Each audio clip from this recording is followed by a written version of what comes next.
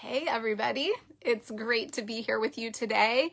I hope you are having a restful, soulful Sunday, and I am going to be talking to you today about something that has been on my heart, has been something that has come to me and I've been reflecting on. So I hope that this is enlightening to you as well. And so we're going to talk about front facing. And so think about what is in front of you, right? The first thing is let me know that you're here and let me know where you're tuning in from. I would love to know where you're tuning in from and whether you watch this now live or if you end up catching this later on a replay. And so I want you to take a guess of roughly what year the front-facing camera came about on a cell phone. What year did people have the ability to put the camera on themselves versus having it just be a back rear camera that would just look at everything outside of yourself? So I know, thinking back to childhood, I remember having what I felt was a really awesome old camera that had, I don't even know what they're called. I'd have to ask my parents, but they were like those little cubes and the bulbs that would go on top of the camera. And it was so cool as a kid to be able to use that. And then I remember when we would buy the disposable cameras and you would take them on vacation or to try to document memorable experiences. And then you would take your disposable camera to a store like CVS, Kmart, somewhere that would develop your pictures from the disposable camera. And it was always so exciting to find out when those pictures were ready and you could go get them, pick them up. And I don't know about you, but if you were around during those days, I miss those days, that excitement. And, we live in a generation now that is so used to getting things instantly. So again, it's like, okay, if I want to take a picture of something, I can just take it on my phone and I can save it on my phone and have it forever, hopefully, unless technology goes down and we don't have it saved or backed up, right? But, basically, we are able to get things very quickly these days, and think about, if you haven't already, what that has led to. Instant gratification, not being used to waiting for things, how does that affect our level of patience? So yeah, I'm giving you some time to consider, when was the first camera on a cell phone that was readily accessible for people, probably here in the United States? What year was it introduced that people could take selfies and be able to turn the camera on themselves? So the year for the iPhone, it was the iPhone 4, was in 2010. So for some people, I'm going to date myself here. I think about, where was I in 2010? I had been out working in my first speech therapy job. I was out of college by that point, so I was getting into the working world. And it's interesting because I'm not even sure. I mean, I know I didn't get one of those phones, I don't believe, until later. But when they first started coming out, when the iPhone 4 started coming out, that was 2010. So let's see. So roughly 16 years ago, people had the ability to start getting phones that there was a lot more turning the camera on themselves, doing FaceTime, doing videos, and then also think about the ability to put videos up on platforms like YouTube, places like right here on social media, on Facebook or Instagram. And so, yes. So this is something that is, there's awesome things to this, because right now, because of my camera I'm able to go live with you and have this conversation. However, of course, with anything good, there's another flip side to it. There is also a negative side if used in a negative way. So 16 years, we've had the ability to have more focus on ourselves and having a camera that turns on ourselves. As somebody who does speech therapy, and I also am a certified holistic wellness coach, life coach, I see a lot of value in turning things on yourself to reflect. So again, not saying that this is always a bad thing. There's a good side to it too. It's important for us to reflect on ourselves and see areas that we can be better in, that we can improve in. However, I would love to hear your experiences, but can you think of negative consequences of being so focused on yourself, having the camera on yourself, looking in the mirror all the time? What does that create? That can create a very selfish, and focused on yourself mentality, right? So, ways this could show up could be you spend a long time looking at yourself, worrying about your appearance, spending a lot of time getting ready before you would even go somewhere or do a video or take a picture of yourself. It could mean that you are more focused on taking selfies and videos of yourself, what you're doing during the day, than really being present with your loved ones. And I know that I have noticed this. I try to be very aware of this and making sure that I'm not in a room with people that I care about and constantly checking my phone or being on my phone when I have the time and the ability to enjoy with my loved ones. So again, would love to hear your experiences with this, but I sometimes have been in waiting rooms for an appointment for something, and when you look around at the people in the waiting room, most of the people have their heads down, looking at their phones. People are not engaging, looking at each other, getting to know one another.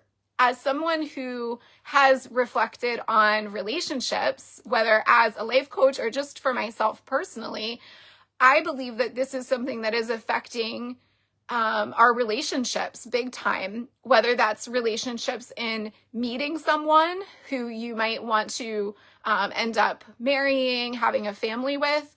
Dating has certainly been affected by the use of technology. Some people don't feel like they have any way to meet quality people except for going on dating apps. And then you also have, of course, like how is technology and how is a focus on yourself impacting your relationships with your loved ones, your significant relationship in your life, if you're dating or in marriage, or also with your children. Like, are you spending quality time with your kids? I think sometimes I have seen children who keep acting up, who are vying so much for their parents' attention, and the parents are not paying attention to them. They are sitting on their phone, staring at the phone. And that child is, again, getting worse or escalating. And then the parents are kind of baffled as to why the child is acting the way they are. But what I see as another person on the outside looking in is a child who just desperately would like their parents to pay attention to them. And sometimes they learn that the only way to do so is to act up, to get the parent to put the phone down or the technology down and pay attention to them. Now, I'm talking about cell phones, but certainly this could also apply to your laptop, a work computer. It could be any other type of technology like video games or and on, right? So anyway, I wanted to first bring that up about just reflecting on, are we really being present, or are we being more self-focused? Are we more worried about how we look, our physical appearance, and being impressive? Or are we concerned about who we are, our character, and how we treat other people? And, it's easy in this culture to focus on things. We might be worried about money, our finances, our job, our car, if our car is impressive, if we have the latest fashion, if we have the most up-to-date phone and technology, and trying to impress others with those things. But when it comes down to it, what is most important? All of those things could get something like clothes, something could get spilled on it. A car could die, it could get in an accident and end up demolished, and you no longer have this amazing car that you've been bragging about and wanting to show off. If you don't take care of your relationships, you can lose those relationships and potentially never see that person again. And so I'm a believer, I'm a Christian, and I'm not ashamed to say that. And it's really crucial that we make sure that we are focused on the right things, that we are not so focused on the things of this world, objects, money, our jobs, trying to gain approval of others in the world and forget about the most important things, which in the Bible, it clearly states that we must first love God with all of our heart and soul and mind, and also to love other people. And so it's easy to, think I'm too busy. I mean, how often do we say that? I'm too busy to talk to so-and-so. I'm too busy with my own life, my own stuff, to help a friend or a neighbor or to have a brief conversation on the phone with them. And it's really unfortunate because I see personally that there's a lot of relationships that are suffering or are non-existent at this point because it's been so much of people being wrapped up in their own life. And even though we have these cell phones and smartphones in our pocket or with us almost all the time, unless you're taking a break from them, like the excuse of I'm too busy or I've got to worry about XYZ comes up, and we're not investing in relationships with God or with others. And then we wonder why we're struggling in our lives. And so I also wanted to bring up something too that I think is so important that I've been reflecting on. And that is that we do, again, live in a culture that trains us to achieve and to have more success and to increase our salary and to increase our friends on social media and to, look successful on the surface. But there's a huge loneliness epidemic. There is a huge, the rates of suicide are really, really awful. The rates of mental health issues has skyrocketed. And this is in children and adults. And then we have local programs, I know in my area, that are cutting funding for mental health services. And that's a whole other subject for another day. But really, I think we need to also be able to realize that part of living, part of having a quote unquote successful life, which I'd love to hear for you. What does a successful life mean to you? There isn't one definition of success. And in order to do so, we need to learn from our experiences. And I know for myself that there are many experiences in my life that were very difficult, and they were not what I would call successes, right? They were the lowest feeling, like the lowest moments ever, but they are things that have shaped me and were lessons for growth and things that I reflected on and knew I didn't want to do again. And I learned from those lessons and continue to learn from my past experiences. And so I have learned too that there are those things in life that I can't put my hope in. So like, again, if I loved my car and it got demolished in an accident, if I was just so, I don't know, attached to a relationship and I thought that that person was my everything, and, and then we break up, now my whole world feels like it's falling apart because I put everything into that relationship.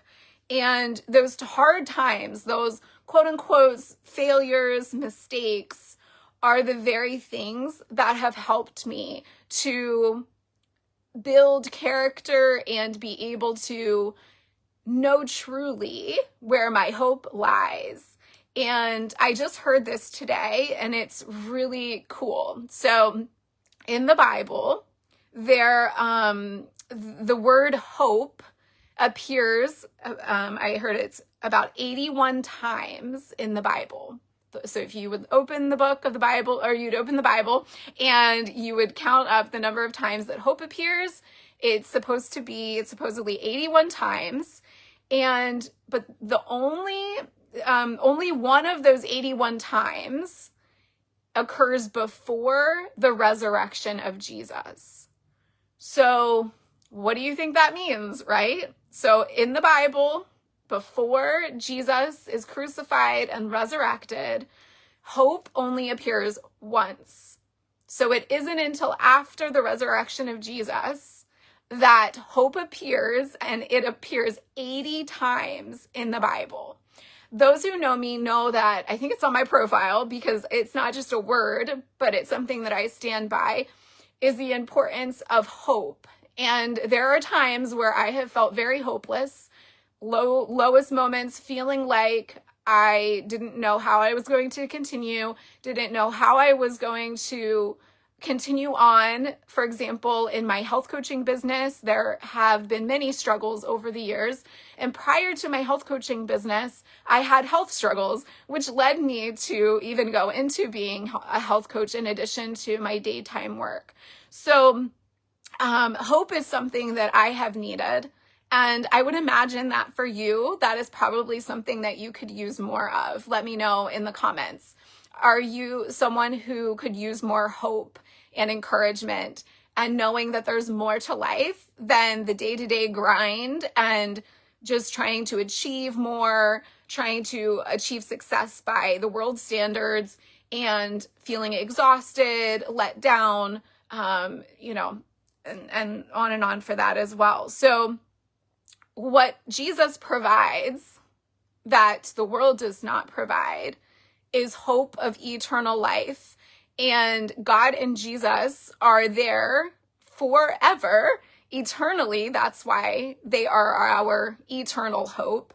And like I said, I've had many moments in my life that I really, truly was able to see, but I could not put my faith and my hope in things of this world because they were not dependable. They failed me. And I am just here to tell you that the one thing that has never failed me in my 41 years of life to date is the love of God and the love of Jesus, who has stood by me through all of the ups and downs and the in-betweens. And I just wanted to come on here so that I could share with you some reflections that I've had about, yes, it's important to reflect on ourselves, but in a generation that is so focused on appearance, looks, me, we need a lot more compassion and the love of God being demonstrated in our communities, in our country, in our world. And imagine what a different place it would be if we were focused on sharing the love of God and being less about impressing people and more about sharing the love of Christ with others. And so I hope this was encouraging to you today. Again, I would love to hear your feedback about, anything I shared, whether it's related to, the tendency for us as humans to be selfish and our ego to get in the way, being self-focused and not enough God-focused and other-focused. And I also maybe I'll leave you with this. So I really love this scripture, James 4:6. And it is that God opposes the proud, but he gives grace to the humble. And God is so faithful. It's not when we are perfect that he loves us. He loves us all through our lives. And he loved us while we were still sinners, while we are still sinners. He had Jesus come and die for us. And so I feel like when you realize the depth of God's love and mercy and grace, that you've been given multiple chances in your life, that God has not left you. He hasn't left me in spite of mistakes, all the mistakes that I've made. And the biggest thing is, how do we respond to that? Do we take that for granted? And do we think, okay, God, thank you for being so wonderful, so I'm going to just keep being selfish and doing what I want and being worldly? Or do we respond from a place of just like such humility, just such just can't even fathom, right? Like how much love God has for us, that he wouldn't walk away from us, even though we've made many mistakes and done things that we are, rightfully so, probably ashamed of and feel guilty about. And so just remember that God opposes the proud. He does not like egos that get in the way and that are keeping us from being in relationship with him and others, and healthy relationships. He opposes the proud, but he gives grace and second and 10th and 100th chances to those who are humble. All right. God bless you guys. I am grateful that you're here watching, and I will be in touch. So have a great one. See ya.